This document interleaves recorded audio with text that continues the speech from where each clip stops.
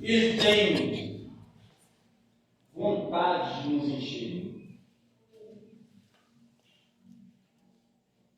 Quando os discípulos receberam essa palavra de Jesus,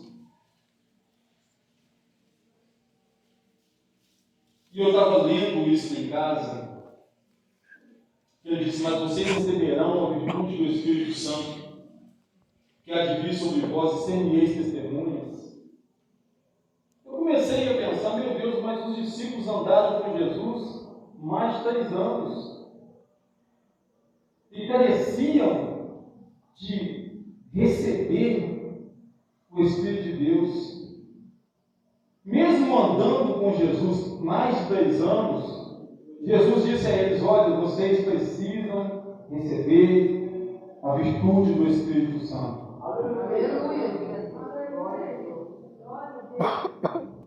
Que é o revestimento do poder de Deus na vida de vocês. Em Efésios capítulo 1, versículo 13, isso é escrito da seguinte maneira: quando vocês, presta atenção, ouviram e creram na palavra da verdade, o evangelho que os salvou, vocês foram selados com o Espírito Santo da promessa. Quando você se converte através da palavra, naquele mesmo momento você é selado com o Espírito Santo. Está escrito em Efésios 1, versículo 13. Só que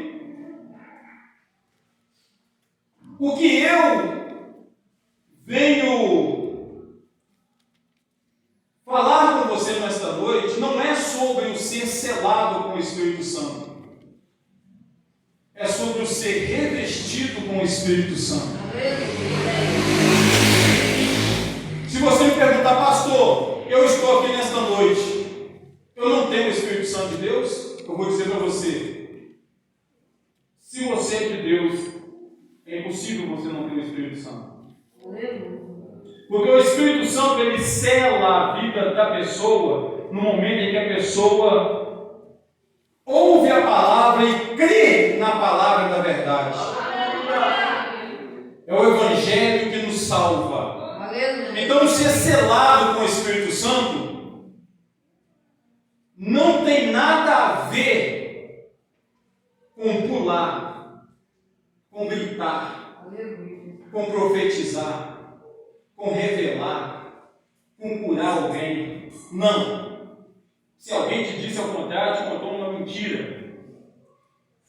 Ser selado com o Espírito Santo acontece quando vocês ouvem e creem na palavra da verdade. Isso está escrito em Efésios 1, versículo 13. Quando vocês ouviram e creram na palavra da verdade, o evangelho que os salvou, vocês foram selados com o Espírito Santo da promessa.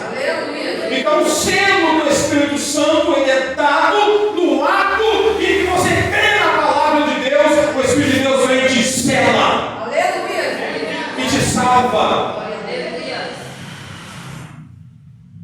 Só que a gente vê que os discípulos andaram 3 anos e meio com Jesus, mas ainda assim precisavam ser revestidos com o Espírito Santo. Eu estava meditando, irmãos, e me veio na cabeça sobre a vida antes e depois dos discípulos serem cheios do Espírito Santo. Eu quero fazer um paralelo rapidinho, porque eu quero orar com vocês ainda. Da vida antes e depois dos discípulos serem cheios do Espírito Santo. Aleluia. Antes deles serem cheios, batizados com o Espírito Santo, antes deles serem revestidos com o Espírito Santo, com revestimento de poder, antes eles tinham medo da perseguição.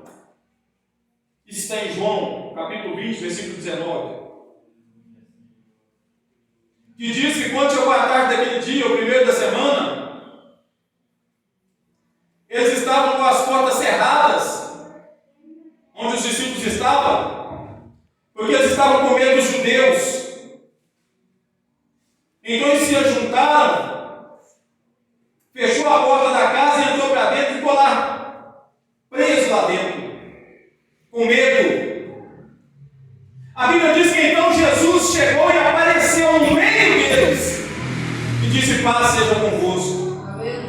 Então, antes de ser revestido, eles tinham medo de perseguição. Normalmente, um crente que não é revestido com o Espírito Santo morre de medo de ser perseguido. Um crente que não é revestido com o Espírito Santo, ele tem medo de falar por medo da retaliação das pessoas. Ele não tem coragem de pregar a verdade, falar a verdade para as pessoas, porque ele tem medo do que as pessoas possam falar ou reagir em cima do que ele está falando. Os discípulos estavam assim, com medo de sair da casa, com medo de ser perseguidos, como Jesus foi.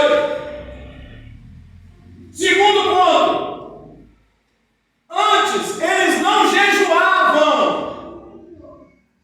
Você acredita que os discípulos andaram com Jesus mais de 3 anos, não jejuavam?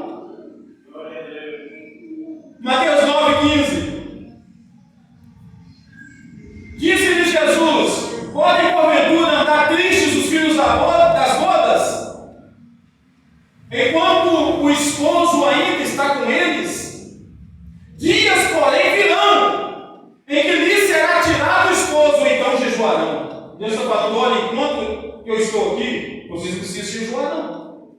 Porque não pode ficar triste o semblante, o rosto, não pode ficar triste os filhos da boda enquanto o noivo está com eles. Mas quando o noivo for tirado, então eles jejuarão. Então, você tem que perceber a importância que tem você jejuar.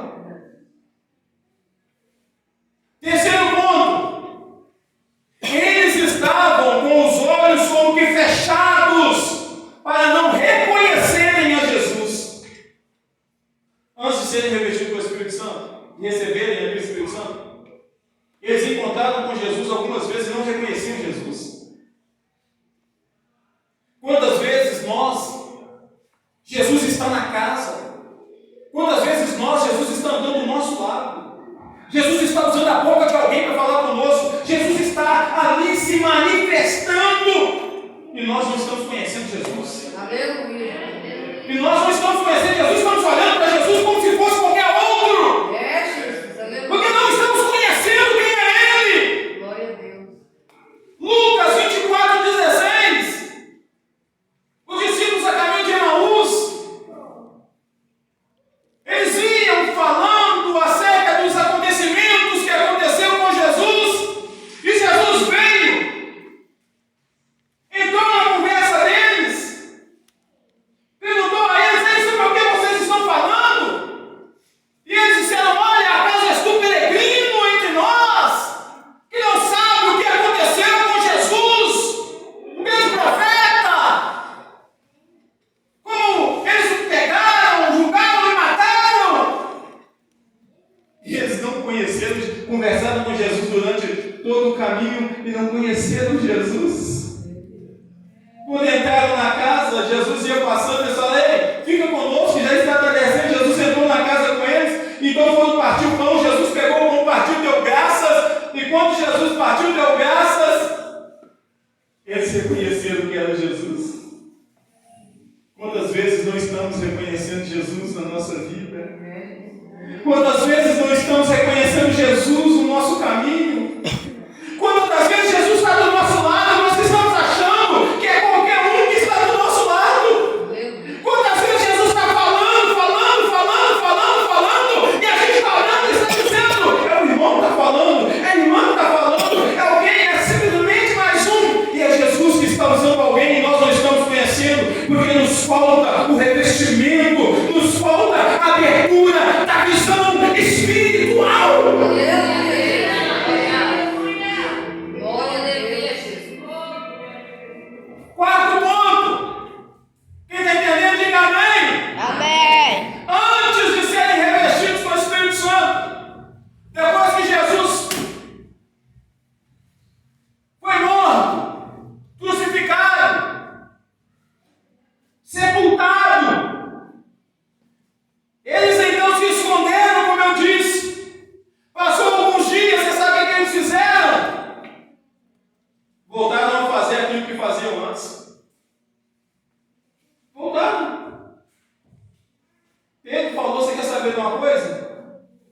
Eu vou pescar.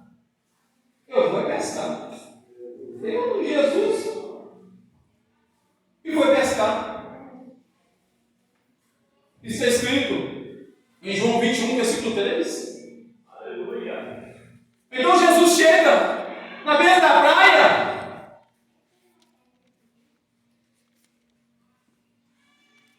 E pergunta a eles, já de manhã, no outro dia, se eles haviam apanhado alguma coisa, e mesmo assim não reconheceram Jesus. Quantas vezes Deus nos chamou para um projeto, Deus nos chamou para uma obra, Deus nos chamou para um ministério específico. Aí a luta veio, a prova veio, a dificuldade veio, porque nós somos muitas vezes ignorantes concernente a essas coisas, porque achamos que a caminhada cristã é isenta de luta e de problemas, é isenta de perseguição, é isenta de ser até crucificado. Então, quando eles viram que Jesus foi perseguido, Jesus foi crucificado, a dificuldade chegou. Mesmo Jesus tendo aparecido para eles dentro da casa, agora eles voltaram para a pescaria, voltaram a fazer aquelas coisas que faziam antes. Quantas vezes você está dessa forma, irmão? Quantas vezes, meu irmão, você está dessa forma? Jesus te chamou para um projeto, te chamou para uma obra, e você fica todo dia olhando para as coisas que ficou para trás. E você fica todo dia desejando voltar a pescar, desejando voltar a fazer aquelas coisas, e Deus falou, eu te tirei de lá, para quem você quer voltar para lá? Eu te tirei dessa situação, eu te chamei para ser um vaso instrumento na minha mão, e você direto fica falando e voltar para lá. Voltar a pescar. Pessoal, a noite toda pegou nada. Jesus apareceu na beira da praia.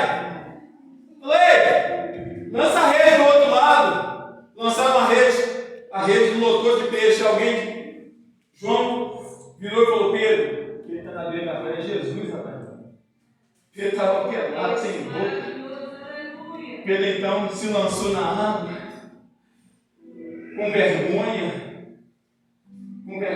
da situação em que ele se encontrava, com vergonha, vai para cá, por favor, da vida, da maneira que ele estava naquele momento. Quantas vezes estamos assim como Pedro? Se Jesus aparecer para a gente, a única coisa que a gente vai poder fazer é se esconder, porque muitas vezes estamos em uma situação que a gente sabe que não vai agradar a Ele, e Ele não se agrada. Muitas vezes estamos em uma situação que a gente sabe que Jesus não quer que nós estejamos nela. Então Pedro, quando ouviu alguém falar, é Jesus que está na beira da praia, ele então com vergonha se lançou na água. Quantas vezes você tem se escondido de Deus, minha irmã? Quantas vezes? Feche o olho, por favor. Eu não quero que você interprete aqui com o Carlos Henrique falando com você, não. Interprete como é o Senhor Jesus Cristo através da sua palavra que quer ter um íntimo com você nessa noite. Quantas vezes você tenta se esconder de Deus?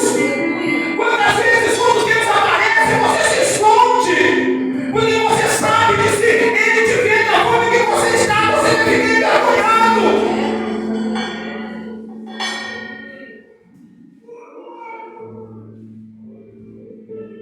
Antigamente, quando